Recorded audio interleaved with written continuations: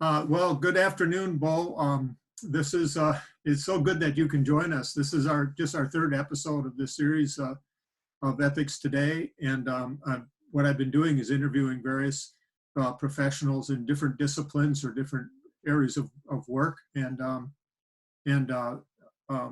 so you are a sociology professor at Center College at the Center College in Danville, Kentucky. And we met probably, I don't know, 23, 24 years ago. We were Mhm. right serving together on a study of church-related colleges and universities. And um, over the years, we've had an opportunity to talk at different times. I've benefited so much from your insights because I don't interact very much with sociologists, and so I know when we first met, we both had young children, and we talked about the challenges of raising young children and ways of doing that, and it provided some really insightful things. And then we've talked about the various happiness studies that have been done around the world, and you taught courses, I know, on happiness studies and on coffee shops and Hmm. these sorts of things. So to kind of set the stage here, I wanted to just ask you about social connection and what's happening with social connection at these times, because here we're nationwide, we're engaged in social distancing, and uh, one of the things that's so important in ethics is to develop a sense of the common good, Mhm. and we develop a sense for the common good out of kind of shared values that's prior to the explicit kind of deliberations that we do. And we tend to draw attention to these in a democracy, like what do we actually talk about? But our shared sense of what's important comes even before that from the ways in which we interact. So I just wanted to ask you, like, as a sociologist, what are you noticing right now about what's going on with our social connections? Right. Well, this is a fundamental debate in sociology about whether we are primarily shaped by conflict or primarily by solidarity. Mhm. And Marx and Weber tend to take the former line, but Durkheim really is our founder on the we are fundamentally a social species and are characterized by social solidarity. And really, when you think about from birth, we wouldn't survive if we weren't not rooted in love and solidarity and ties of family.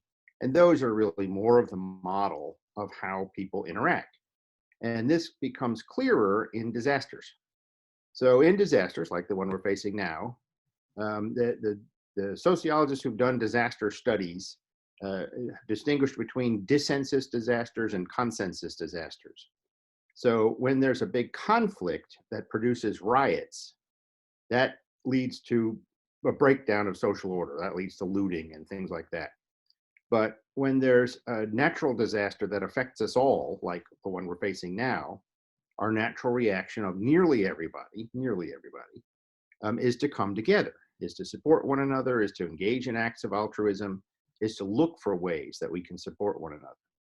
Now, the particular challenge of the coronavirus is that the way we can support one another is by being apart. Yeah. And it is a strain. It is a strain not just logistically, but morally, really, and emotionally. That the thing we want to do is go hug the hurting, to be together and do things, and that's the thing that we can't do.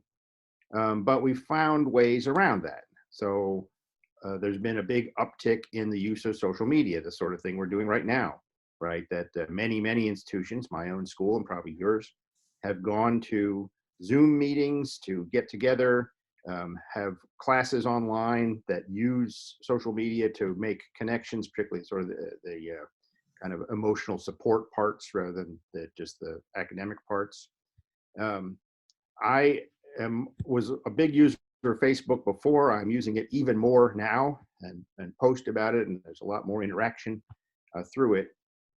But then there have been some ingenious ways that people have found to do stuff together apart. In many neighborhoods, you've probably seen these online. People have regular times of coming out of their houses and talking to one another at a distance. In Kentucky, our governor has been a real leader in nightly accounts of how the state is doing. We're all in this together. We'll all get through this together. And one of the things he asked was that people put out green lights at night in honor of those who've died. So in my street, we got green light bulbs first, and every night I think more people have added it. So now most people on my street turn on green house lights or porch lights at night to show their solidarity. Likewise, the governor asked initially that church bells ring at 10 o'clock every day, every morning. And that led to a lot of citizens doing the same. So an anonymous person on the street one night left bells for everybody, every household on my street.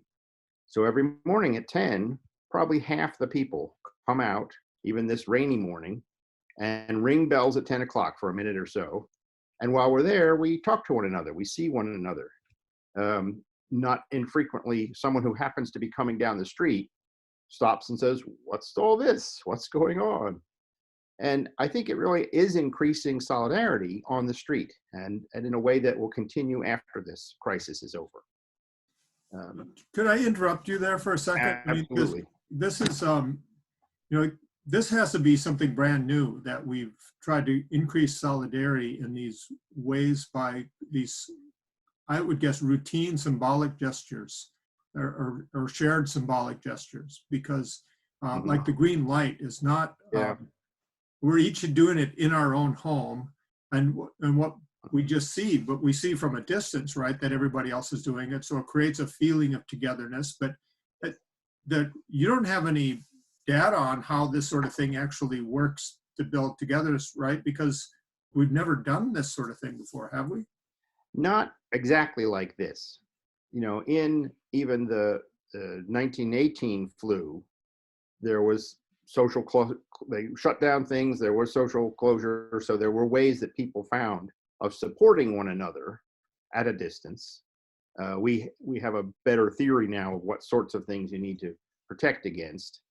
I think right now, we've had respiratory illnesses before. We've had a few just in the last decade or so of a big scale that has led people to wear masks in public. And I think there's not been a full appreciation that that is to protect other people from you. Right? It's not to protect yourself from other people. And so when you see it that way, then it is an act of kindness, of social solidarity, of it's a pro-social act to wear a mask in public. It shows your concern for others. And I think that will grow. I expect some ingenious capitalist will come out with masks that are cloth masks, not the N95 masks, that have slogans on them, saying, "I care for you, I'm being pro-social, I wear this for you," something like that. And they'll be widely distributed, and it'll be a thing that people can do together. There's been a lot of amateur mask making, right? First for the hospitals, but now for everybody. Yeah. My wife said it's like Little Women, when they were making bandages for the soldiers. And so we have all these non-sewers sewing things to contribute to the public good.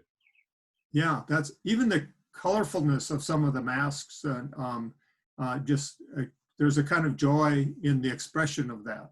Mm-hmm. Yeah. And it's not, it seems odd still to us. I was listening to a podcast this morning about how in China, especially in East Asia generally, mask wearing is now normal, but that came about from a plague, the literal pneumonic plague 100 years ago, that they successfully contained by using masks. So now most people have them and they keep them in their houses. And when this sort of thing comes up, or when it's just a bad pollution day, lots and lots of people are wearing masks, and it becomes normal, and it becomes a way of showing who is pro-social and who's not. But you mentioned that you're using Facebook more than you were in the past. You've used it before, but and some of the studies I've seen about social media indicate whether it builds community or not depends on how it is used, whether it's used to enhance actual connections and friendships, or whether it's used to stand in or replace more like participation in your community. Yeah. One of the things that I've been noticing, because I've been participating more on Facebook in the last 2 weeks than I think I have ever before. There is, and sometimes there's attempts by some to have real conversations, to share something interesting about their life, and then invite, or even politically, to share something kind of interesting or potentially controversial, and ask people's opinions. Mm-hmm. But then there's also just the kind of, I would say, declaring what team you're on, and so people post complaints about a politician or another group of people, and they want I think what they want is affirmation that they're on the right side, something like Yes. that. And so I'm wondering, on the whole, is social media, this increased use of social media, is this a good thing for our country and for our kind of coming together in a crisis, or is it going to be a bad thing? I think it's a necessary thing, and it is our task then to make it be mostly for good, though obviously some of it will be for bad. And we're learning that. We're learning the etiquette of how you share and what sort of things are likely to be false, and how to avoid scams, and how to become more critical consumers of information. The team building, the tribe enunciation is probably inevitable. One of my other hats is to teach a married family course. And one of the really interesting phenomena of the last generation, not even generation, 20 years maybe, is the increasing use of online dating systems to create marriages. There's an estimate that probably a fifth of marriages now met online. Wow. And those are becoming more politicized. So that now the estimate is that politics is one of the top 3 criteria that people use in even initial sort of who they might like to date. You've probably seen the stories that people in the Trump administration just can't get a date in Washington. They swipe left when that fact comes up. And that's, on the one hand, a large, varied, and mobile society is making creative use of technology to tie us to people whom we otherwise wouldn't know, right? We're not limited by geographic propinquity of who might be our friends or whom we might connect with. Just as you and I are doing now, right, between Wisconsin and Kentucky. Not a conversation we could have very often otherwise. And I've told my classes, there's no idea so crazy that 10,000 people can't believe it. And now the internet means they can find one another. So yes, on the far fringes, the social media has brought together people that we'd rather didn't find one another. But in the whole big middle, I think it's vastly useful. And the fact that young people just flock to it, they've come to regard Facebook as just for old people. Yeah. They use not text-based media, which worries me a bit, right? So Instagram is their main way of communicating. Instagram is not an excellent medium for conveying complex ideas, or really any ideas at all. Nonetheless, that they use it for instantaneous communication creates some kind of a bond that can then be used in real life. And I think that's as positive a development as we're going to get from that. We'll have to learn how to do it better, but that will be positive. Well, that brings up another point too, is that if social media, and especially the ways in which it tends to be used more by the young, it's more image based, which pretty effectively maybe creates and both conveys and creates shared attitudes, but they don't necessarily form this basis for deliberation, which is what we want in a democracy, right? Because you don't get to practice that deliberation within that form of communication. Yeah, I have spent a lot of time focusing on how deliberation occurs, right? My studies on happiness have led to studies of centrism, right? What is it like to be not polarized, to be a rational considerer of both sides, of seeking to compromise that works effectively? Because realizing there will always be opposing teams, there will always be opposing ideologies, they're really just utterly irreducible. And in a democracy, especially, we need to have that skill of compromise and working together and establishing some kind of modus vivendi. And that has led me to look at the studies of how people become ideological and how they become partisan. And the bare fact is that most people don't understand ideology at all, Hmm. that barely a fifth have any basic understanding of what politically informed people regard as the big struggle, the huge issues. And that we're, on the other hand, nearly everybody, 80+%, are clearly partisan. And so in that gap between the fifth who understand political issues and the 80% who are politically aligned, most of that is following the tribe. So the people who are going to have the reasoned argument, they're a minority. They're a leading minority. They're a strategic minority. They're followed by others. And social media is good for them to have that discussion.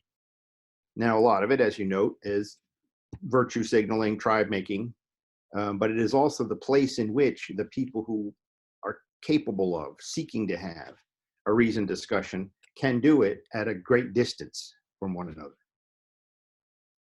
Yeah, well, I think part of being a centrist is, I mean, I think even most people identify as centrists, lean right or left, but tend to be much more willing to be critical of the politicians they endorse or support, right? And like this is really critical for a democracy too, that you're critical of your own side. Yeah, yeah, and one of the things I was reading just this week about the nuances of who's a moderate, that most people who choose moderate on a 7-point Likert scale really don't know very much about politics at all, right? It's kind of the escape from choosing a position. Whereas the partisan identification, that most of the people who are independents lean one way or the other and lean that way pretty consistently.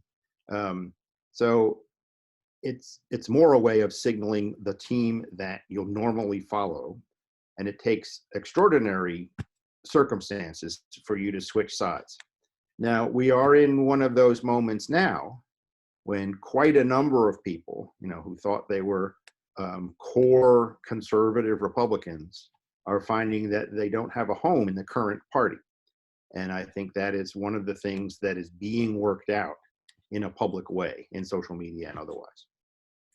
Yeah, but that often though happens with the party in power, right? That the party in power, there's a surge of support for it, but then there's a distancing, especially by people who kind of end up being more centrist of saying, but they disagree with a lot of the policies or the actions of the party they had supported. Is that right? Or yeah, which way you'll get more criticism from? So Obama got criticism more from the left of the party than the center, whereas Trump gets more criticism from the center of his party than from the right.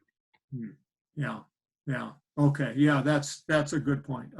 But I want to switch direction just a little bit. Sure. I remember the first time we met, we were talking about teaching children the difference between needs and wants, and you were talking about how you were raising your children not to be overly materialistic, and how you didn't go shopping very often, but you had taken, I think it was your daughter, who was maybe 3 or 4 years old, to a Walmart, which is something you didn't do very often. And she was looking around in amazement, and she pointed down one of the aisles and she said, "Look, Daddy, there's another aisle full of things we don't need." Yes, And a happy story. She is now a 30-something married mom. wow. that little girl. Wow, and is a very careful and heavily researched shopper, but especially for useful things for the baby. And I appreciate that. And my kids, vary in how much they have drawn upon that legacy, but they all do it seriously. I told them, and I told my students over the years, I have a long list of "thank you, Lord, I don't have to." And it begins with own a boat. And my apologies to you, Rick. I know where you live and what to do. Or own a second home, right? Or go skiing, or any of those things. And partly I'm helped by the fact that I'm a nerd. That's where professors come from. You know, what I like to do is go to the coffee house and read books. And so I'm not feeling a loss of those things. It also is practically useful to see that the value of life, the stuff that makes us happy, is the quality of our relationships with other people. This is a core finding of the happiness research, is that once you're basically financially secure and basically healthy, the thing that determines whether you're happy or not is the quality of your relations with friends and family, whether you have work that you think is in some way meaningful. And often this overlaps with the next point, which is you do things with other people that serve a cause larger than yourself. And that, I think, is particularly where a focus on material goods is just not satisfying. It's not one of the things that tends to make people happy. Whereas, to go back to our initial topic, working together for the common good, particularly in the face of a shared disaster, is a thing that makes people happy. And I think the people who spend this crisis time trying to do things with other people for the common good will be happier and healthier, and their immune systems will be better and they'll live longer than the people who were fearful and spent their time saying, all of the restrictions and I want other people to do stuff that I am served by.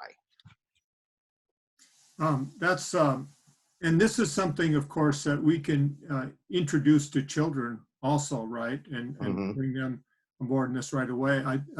I talk to so many people right now who are using this as a time to kind of reevaluate their life and reset priorities. And then, of course, you have parents with their children's at home trying to figure out like what's really important for us as we think of family activities, but also as I take more of a role in educating my children.